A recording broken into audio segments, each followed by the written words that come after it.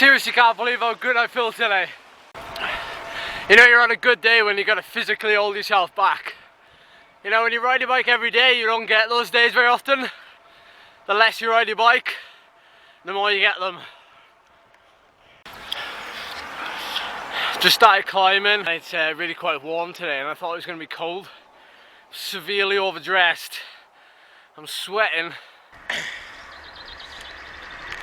By the way, those eagle-eyed viewers amongst you, you'd have probably noticed I'm wearing a different cloth cap. I'll explain in a bit. This is where I punctured a few weeks ago with Anthony. Right there.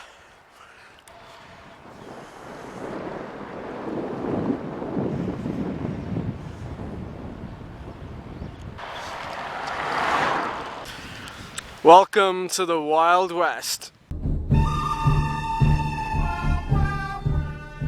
Brecon Carrig water. This is actually where it's bottled, this is where it's from. It's literally like in the middle of nowhere.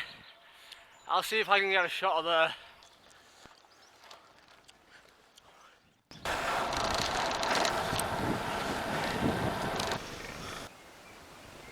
So that's about as close as I'm going to get to the castle.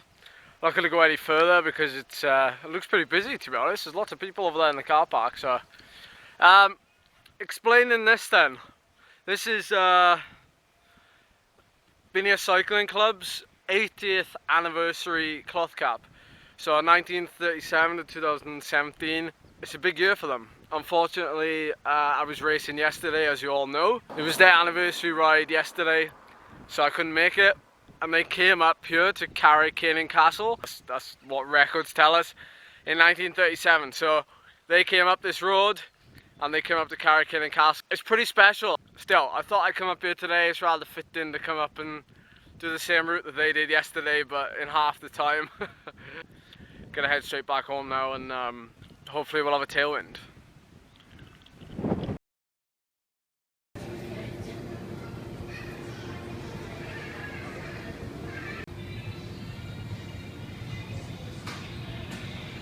The title of this video is all about recovery rides, and more specifically how I do it.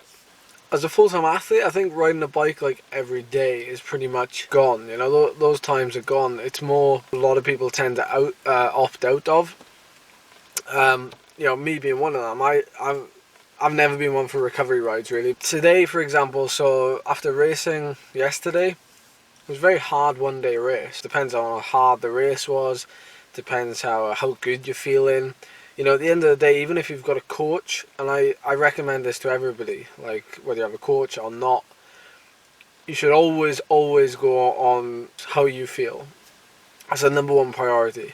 If your coach tells you to do something and you feel crap, like out and out crap, you shouldn't do it. It's as simple as that.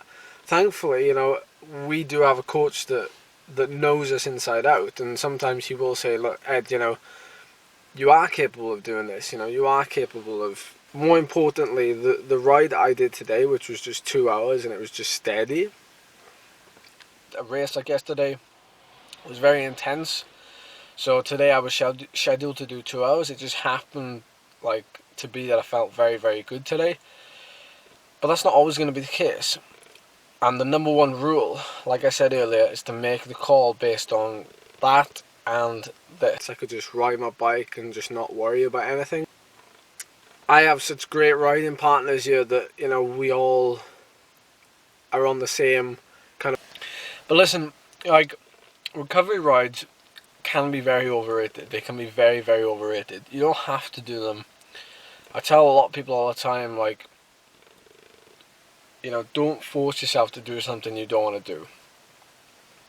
You know, if your heart's not really into recovery rides, just don't do them. Like, regardless of what anybody says, if that's saying yes and that's saying yes, everything's good. But if one's saying no, just... I'm not preaching nothing here. I'm just telling people to use their common sense. I'm just giving advice and I'm just making people think about what they do before. So as far as post-race riding goes, it's a very hotly debated topic. I'd love to hear, like, your thoughts on it, your comments. You know where to put them. Because, like, obviously I'm a full-time athlete now. I'm a professional cyclist. This is what I do. But you know, long term and the full wide future, like way ahead of all of us. Like I still wanna communicate. I still wanna like keep you guys like in this thing, so that like we can all learn something. I'm not this like I'm not putting myself on a high pedestal and trying to like get you to learn something. I'm actually making it like a massive soundboard for all of us to learn something. I think that's the important thing. Like these videos, they're not like a this is how you do it, this is the blueprint. That's not what it is. Like you take everything with a pinch of salt. Do what I did and like talk to people, like go to your local cycling club, pick up little like tips and hints everywhere. The internet is full of all this, you know, especially YouTube. You know, combine everything and learn stuff and, you know, make something of it for yourself. I feel like I've rambled like quite a lot in this video, but I just wanted to create like a little bit of content for this video. It does really go on a good comparison from last week when we did the Tour of Normandy, and you can find like the videos up here, the playlist. Didn't ride after Normandy, so I had a day off after Normandy, and then I had 3 like pretty much easy days straight after it, and that was typical. After doing just one race, although it was really hard and intense, in the grand scheme of things, you know, you have to really think like, well, I don't want to decline more than I incline.